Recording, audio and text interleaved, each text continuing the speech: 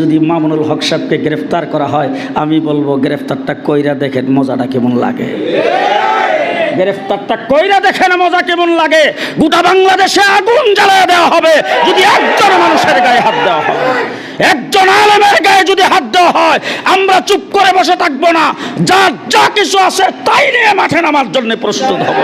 মামুনুল হকরে গ্রেফতারের হুমকি দেওয়ার না, মূলত মুসলমান হকলের মেরুদণ্ডে আঘাত করার হুমকি দেওয়ার। মামুনুল হকের উপরে আক্রমণ আইলে মনে করিও না যে জমিলে ফুলতলি আর দুয়াল্লিন চিন্তা করবো। সারা দেশের মুসলমান এক হইয়া ময়দান লাগে। যদি মামুনুল হকের বিরুদ্ধে মারাত্মক কোন দুর্বিসন্ধি করা হয়, নাস্তিকবাদীদের চক্রান্তের জালে সরকার আবদ্ধ হয়, ইনশাআল্লাহ শাহাদাতের তামান্না নিয়ে মাঠে ময়দানে সবসময় গর্জে উঠবো, গর্জে উঠবো, গর্জে উঠবো। আল্লামা মামুনুল হক দামাত বারাকাতুহুম, যাদের হুঙ্কারে গোটা দেশের বেঈমানদের ঘুম নষ্ট হয়ে আছে। বাংলাদেশে সবাই যখন কাপুরুষ, কেউ হক কথা বলে না, তখন হকের আওয়াজ শুধু মোহতারাম মামুনুল হক বারাকাল্লাহু তাআলার কণ্ঠ থেকেই বেরিয়ে আসে। কথা বলেন ঠিক কিনা বেঠিক? আল্লামা মামুনুল হককে শুধু একবার গ্রেফতার করে দেখেন, পুরো বাংলাদেশে আগুন জ্বলবে। কথা বলেন ঠিক কিনা?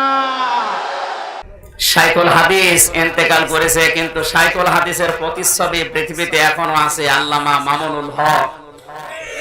ওনার দিকে তাকালে আমি তো শাইখুল হাদিসকে ওইভাবে চিনিও না, দেখিও নাই ভালোভাবে, কিন্তু ওনার দিকে তাকালে আমার মনে হয় শাইখুল হাদিস মনে হয় এরকমই ছিল।